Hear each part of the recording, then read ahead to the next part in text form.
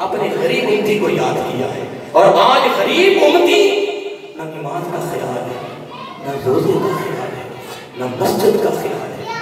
مسجدیں ویران پڑی ہیں، مسجدوں کے اندر نمازی نظر نہیں آ رہا، ٹبروں کے ٹبر سوئے ہوئے ہیں، اٹھ کے اللہ کے دربار میں سجدہ ریز نہیں ہو رہے۔ کیا زندگی ہے تیری محترم؟ کمال تو یہ تھا، لطف تو یہ تھا، سرور تو یہ تھا کہ صبح کے وقت تیرا پورا گھر، پوری فیملی اٹھی ہوتی، کوئی وضو کر رہا ہوتا، کوئی تسبیح کر رہا ہوتا، کوئی سجدہ کر رہا ہوتا، کوئی تلاوت کر رہا ہوتا، پورا گھر اللہ تعالیٰ کو یاد کر رہا ہوتا۔ خدا کی قسم پھر سنیے، جس گھروں میں قرآن کھلتا ہے، یہ بات اپنے دل کے تختے پہ لکھ لو، وہ گھر بڑے خوش نصیب ہیں، مقدروں کے مالک ہیں۔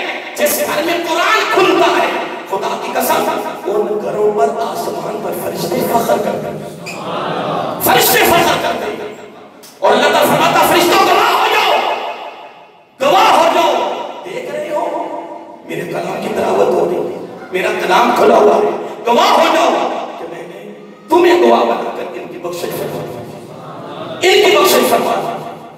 ایک میں حدیث میں پڑھ رہا تھا کہ جن گھروں میں قرآن کھلتا ہے، قرآن کی تلاوت ہوتی ہے نا، وہ جس طرح ہم زمین پہ بیٹھے اندھیری رات ہو، چاند نہ نکلا ہو، 21 یا اس دن آخری دن ہو تو چاند نہ نکلا ہو، دیر سے نکلتا ہے، اور اندھیرا بھی ہو تو آسمان پہ ستارے کس طرح چمکتے ہیں، دیکھا کبھی؟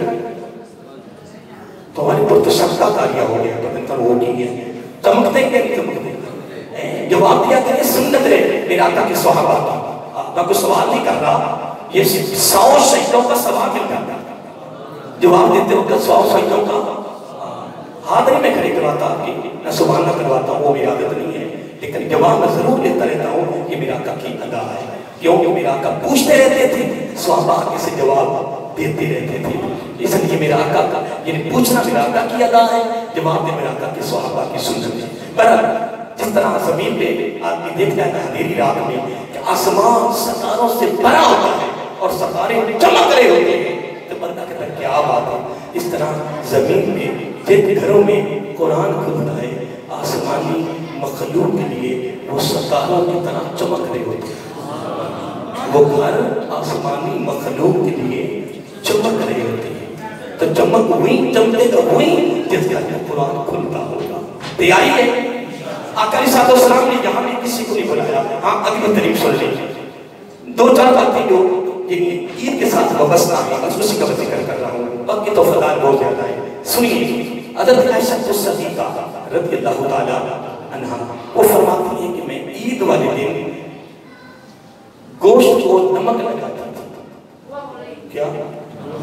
جس کو ہم نمکین گوشت کہتے ہیں، آقا علیہ السلام اس کو تناول فرماتے تھے، نمکین گوشت کو آپ پسند فرماتے ہیں۔ تو اگر تمہیں ڈاکٹر نے منع بھی کیا ہے نا کہ نمک نہیں کھانا، وہ کہنا تیرا بلڈ پریشر ہائی لیول کا ہو جائے گا، خطرہ ہو جائے گا، بالکل درست ہے، میں تمہیں یہ نہیں کہہ رہا کہ تم نمک لگاؤ، نمکین کھاؤ، کچھ نہ کرو، لیکن خدا کی عظمت کی قسم اگر تو بغیر نمک کے گوشت پکائے، کیا بغیر نمک کے گوشت پکائے، وہاں سے بوٹی نکالے، پھر تھوڑا سا اشارہ کرے، معمولی سا، اور معمولی سا اشارہ کر کے اس کو کھائیں، نبی کی ادا کو ادا کرے، پھر خدا کی عظمت کی قسم، پھر رب کی جب نظر پڑتی ہے وہ فرماتا فرشتہ مجھے اپنی عزت و بزرگی کی قسم، اس کے ماضی کو دیکھو یا محبوب کی ادا کو ادا دیکھو، کیا پتا اس ادا میں رب اپنی بارگاہ میں قبول فرمائے اور تیرے ماضی کے سارے گناہ معاف فرمائے۔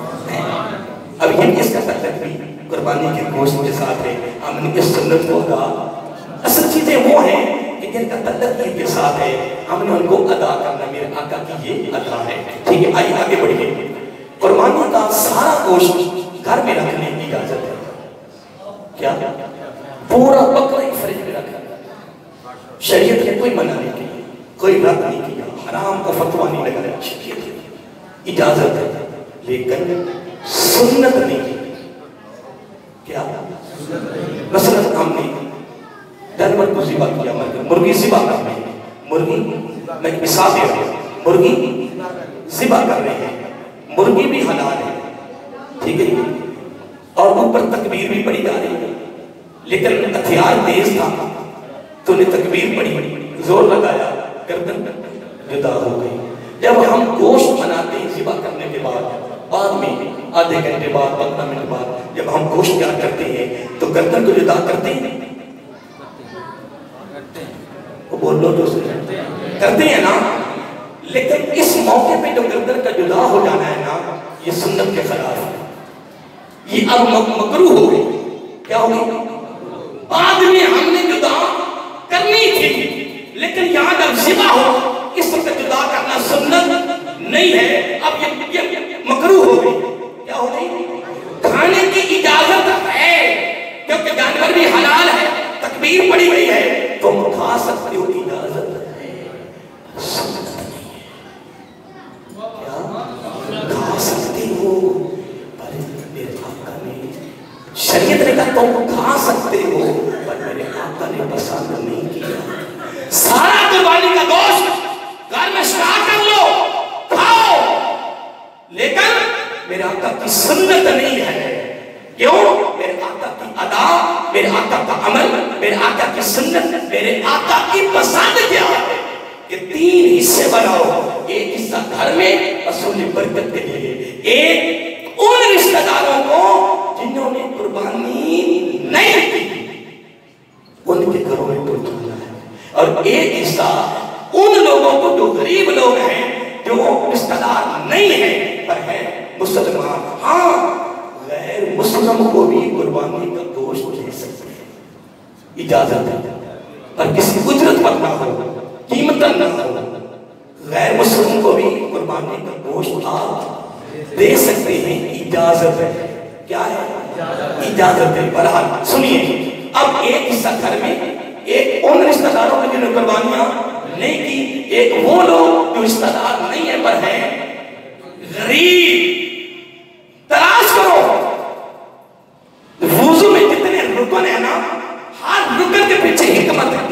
نماز میں جتنے رکن ہیں، یہ ہے رکوع ہے، سجدہ ہے، سلام ہے، ہر رکن کے اندر میرے آقا اسلامی ہر ادا میں حکمتوں کے سمندر ہے، حکمتوں کے، سارے بولیے، حکمتوں کے سمندر بہ رہے ہیں، حکمتوں کے، اور قربانی کے اندر بھی بے شمار حکمتیں ہیں، اور سب سے بڑی حکمت کیا ہے کہ جس گھر میں پورا سال گوشت نہیں پک سکا، قربانی والے دن چلو اس کے گھر میں گوشت تو پک جائے، پر تیرا میرے بلے،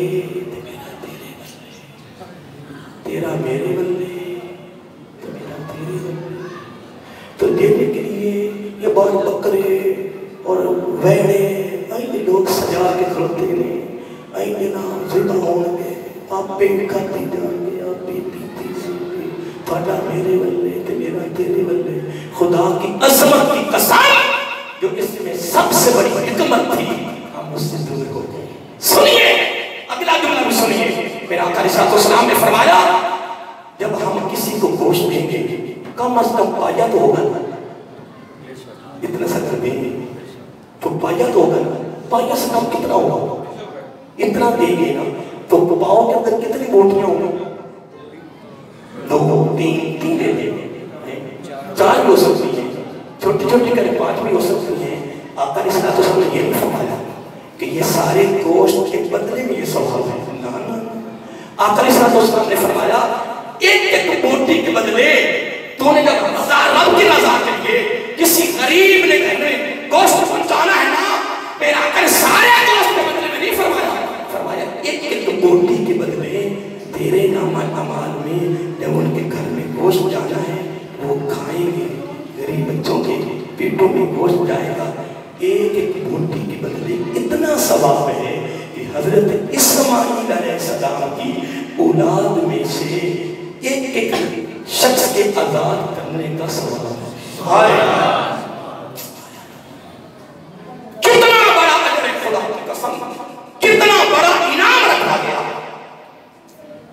سارا گوشت گھر میں کھا جاؤ، شریعت میں نہیں بنا دیا، پر نبی کی سنت نہیں ہے، نبی کی عادات نہیں ہے، نبی کا فعل نہیں ہے، نبی کی پسند نہیں ہے، نبی کی پسند نہیں ہے کہ ایک گھر میں سر کو ایک رشتہ داروں کو دو اور ایک ان غربا قربانی نہیں ہے. اور ان لوگوں کو تلاش کرنا، پتہ کرنا، ریسرچ کرنا، اس کے لیے غور و فکر کرنا، تلاش کرنا، پھر اس میں ایک ایک سانس لینا، پھر تلاش کرنے میں وقت لگانا. میرے پاس اتنا علم ہے نہ میرے پاس طاقت ہے، میں بیان کیا کروں. خدا کی قسم جب یہ تو ریسرچ کر رہا ہوگا نا کہ یار کس کس گھر میں قربانی نہیں دی ہے، یار کس کس نے قربانی نہیں کی ہے. پھر اللہ کی قسم وہ ایک ایک سانس، ایک ایک لمحہ پھر ان کے لیے خرچ کرنا وہ رب جانتا ہے کہ تجھے اس کا اجر کتنا عطا کر دے گا. ہاں ایک بات ضرور سن لیں، جس نے جان بوجھ کے حج نہ کیا، میں دو باتوں کو ملانا چاہتا ہوں. جس نے حدیث کے لفظ ہے، طاقت ہے، قوت ہے، پیسہ ہے، استطاعت ہے، مال کی فراوانی ہے، مال کی فراخی ہے، مال کی وسعت ہے، پر جہاں ایک ایک درخواست پرائیویٹ دے رہا ہے، سرکاری دے رہا ہے، دونوں طرف سے کام نہیں ہو رہا، وہ ایک علیحدہ حصہ ہے، وہ ایک علیحدہ حصہ ہے. جو جان بوجھ کے حج نہیں کرے گا، آقا علیہ السلام نے فرمایا وہ مرتے وقت یہودی یا عیسائی ہو کے اتنا خطرہ ہے. جو جان بوجھ کے حج نہ کرے، جو لوگ کہتے ہیں بیٹیوں کی شادیاں کر لیں گی، بیٹوں کے بڑے بڑے فرض ہیں، نا نا نا، یہ تیرا سین ہے، یہ تیری شریعت ہے. شریعت کی طرف سے بیٹی اور بیٹوں کو فریضے الگ ہے. جب حج فرض ہو جائے تو وہ فریضہ علیحدہ، وہ ضروری ہے. یہ فرض ادا ہوتے ہیں زندگی میں، لیکن وہ فرض پہلے ادا کرنا تیرے لیے ضروری ہے. اس کو ادا کر، کیا پتا کسی وقت بھی کیا موت آ سکتی ہے، تو پھر سارے فریضوں کو قربانی کرے. جس طرح مثلا وطر ہے، آقا علیہ السلام پر نماز تہجد فرض ہمارے پر فرض نہیں ہے. ہاں آقا علیہ السلام آیا اگر میری امت کے لیے مشکل نہ ہوتا تو مسواک اور تہجد میں فرض کر دیتا. اتنے فضائل مسواک اور تہجد کے بہت مسائل. میں اس تک میں نے خطرہ سے طالب علم نے اس کے فضائل پڑھ لیے ہیں. میں کہتا ہوں ناغے کرنے کو دل نہیں کرتا کہ کوئی وضو بغیر مسواک کے نہ ہو اور تہجد کا بھی ناغا نہ ہو. تو جس دن ہو جاتا ہے پھر سارا دن طبیعت خراب رہتی ہے. خدا کی اتنا لطف ہوتا ہے تہجد. میرا کہتا میں فرض کر دیتا اگر میری امت کے لیے مشکل نہ ہوتا. تو میں مثال دے رہا تھا کہ تہجد کی نماز نبی صلی اللہ علیہ وسلم کیا تھی؟ فرض تھی. میرا آقا نے وطر تہجد کے ساتھ پڑھی نہیں. لیکن ہم اس لیے نہیں پڑھتے کہ اگر ہمارے پر تہجد فرض نہیں ہے، اگر ہم نے وطر چھوڑ دیے جان بوجھ کے، رات کو موت آ گئی تو وہ وطر ساقط نہیں ہونے، وہ ساقط نہیں ہونے. میں نے امام جلال سیوطی علیہ رحمہ کی کتاب پڑھنا تھا. میرے آقا علیہ السلام میں ابو بکر، اب سنیے اے ابو بکر، آقا حکم فرمایا تو نے وطر رات کو پڑھ کے سونا. پھر فرمایا اے عمر رضی اللہ، آقا حکم فرمایا تو نے وطر صبح پڑھ. دیکھیں کیسی کرتے ابو بکر اللہ کے خوف سے اتنے کمزور ہو گئے تھے، رنگ زرد ہو گیا. ابو بکر صدیق جس کے جنت کے سارے دروازے کھل گئے اور میدان حشر میں یہ آواز آ رہی ہوگی کہ جنت کا ہر دروازہ کہے گا ابو بکر میری طرف سے داخل، میری طرف سے داخل. ان کا حال یہ تھا کہ رب کے خوف سے اتنے کمزور ہو گئے تھے کہ آقا علیہ السلام اکثر فرماتے صحابہ اگر کسی نے مردہ زمین پر چلتے دیکھنا ہونا زندہ مردہ تو وہ میرے ابو بکر کو دیکھا. آج تو مغالطے میں ہے کہ نہ تو نماز کے قریب جائے نہ تو روزے کے قریب جائے، بس کماؤ تے کھاؤ تے سمو، بس کماؤ تو میں کہ لگے رہو، اللہ کے بندوں لگے رہو. دن رات کمائیاں ہو رہی ہیں، کما کما، کہاں جائے گا کما کے؟ بگڑے بنا لے گا، کوٹھیاں بنا لے گا، کیا بنا لے گا؟ کچھ نہیں تو بنائے گا. آخر کر چادریں دو ہیں، وہ لوگوں کے بڑے بڑے امیروں کے کفن گل گئے، ان کے جسم گل گئے، ہڈی ریڑھ کے علاوہ کچھ نہ رہا. تو نے کیا کارنامہ کر لینا ہے؟ اللہ کے بندے ہوش کر، تو فقط کمانے کھانے سونے کے لیے نہیں آیا. وما خلقت الجن والانس الا ليعبدون. اب کہتا سارا کچھ میرا تیرے لیے ہے اور تو میرے لیے. سبحان اللہ. کبھی یہاں بیٹھے بیٹھے اپنے گریبان میں جھانکو نا کہ ہم کتنا رب کے خرچ ساتھ میں آ جاتے ہیں. نوجوانوں در جوانی توبہ کردن شیوا بے خبری، جوانی میں توبہ کرنا، جوانی میں نیکی کرنا، جوانی میں نماز پڑھنا، جوانی میں ستارید ہونا، پھر ٹیلی ویڈیو بچوں کے پیچھے تو گھر آئے، پھر ان کو باتوں میں گم ہو جائے، پھر تو نماز پڑھنے مسجد میں آئے. انہوں نے تیرے مرنے کے بعد تیرے قریب نہیں آنا، کہنا جلدی نکالو یہاں سے، جلدی نکالو، بچے بھوکے مر رہے ہیں، کھانا کھانا ہے. اللہ کے بندے کماؤ، میں منع نہیں کر رہا، کمانے کے بغیر تو سب گزارا نہیں ہے.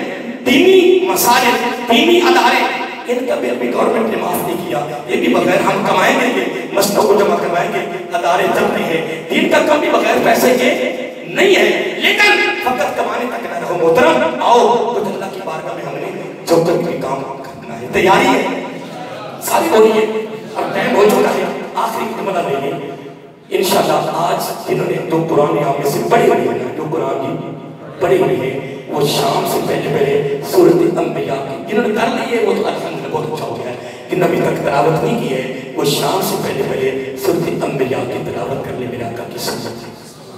کل ہم نے سورۃ حج کی تلاوت کرنی ہے، تیاری ہے، ٹائم ہے نا؟ دیکھ لیں ٹائم بہت مشکل ہے، ٹائم تو خارج کرنے کا بھی نہیں رہے گا کسی کے پاس. اللہ معاف کرے. صبح کے وقت کبھی اسٹاپ پہ کھڑے ہو کے دیکھ رہا ہوں دنیا بھاگ رہی ہے، جا رہی ہے. ایک دن میں قبرستان سے آ رہا تھا، پچھلی گلی سے دو نوجوان ٹیفن پکڑے، بھاؤ جلدی کر رہا ہے، جلدی کر رہا ہے، بس کر گیا، جلدی کر رہا ہے. تو جب مرنا ہے نا تو جن کی خاطر ان سب کو چھوڑ دینا رب کو پڑھا. انہوں نے کہا جلدی کرو ہے، یہ جلدی والے ہوتے ہیں، ان کو جلدی کرو اور باہر نکالو، یہ جلدی والے ہوتے ہیں، یہ بس نکلی جلدی کرو ہے. میں کہتے ہیں مرنے کے بعد بھی جلدی ہونی ہے انشاءاللہ. اللہ کے اولیاء، اللہ کو بلانے والوں خیال کرو، اللہ کے بندوں آپ کی بارگاہ میں جھکو. ایک نوجوان اور ایک بوڑھا سچی توبہ کر کے میرے آقا کی بارگاہ میں آئے.